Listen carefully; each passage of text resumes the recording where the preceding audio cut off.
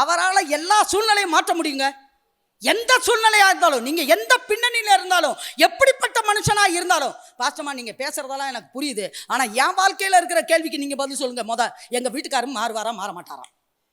இன்னைக்கு சகோதரர்களுடைய கேள்வியே இதுதான். அந்த கொஸ்டின் மார்க்கை இப்படி போடக்கூடாது, வானலாவ போடுற மாதிரி தான் இருக்கு. நான் சொல்றேன், சபைக்குள்ள மட்டும் இல்லைங்க, சபைக்குள்ள மட்டும் இல்லை, வெளியே மக்களுடைய மனநிலை, பெண்களோட மனநிலை, என் கணவர் மாறுவாரா அப்படின்னு உடனே சகோதரர்கள் இவங்க நம்மளை கம்ப்ளைண்ட் பண்ணுறாங்கன்னு நினச்சிடாதீங்க. பெண்களும் மாற வேண்டியிருக்கு. எத்தனை பேர் ஆமைன்னு சொல்கிறீங்க? நீங்கள் சொல்லுங்கள். பெண்களும் மாற வேண்டியிருக்கு. என்ன சொல்ல மாட்டேங்கிறீங்க? ஆமாம், மனைவிமார்களும் மாற வேண்டியிருக்கா இல்லையா? மாறணும்.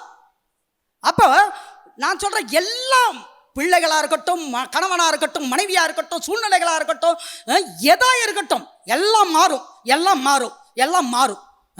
மாற்றுகிறவர் நம்மோடு கூட இருக்கிறார். மாறாத தேவன் நம்முடைய சூழ்நிலைகளை மாற்றும்படி நம்மோடு இருக்கிறார். கண்டிப்பாக மாறுங்க, கண்டிப்பாக மாறும்.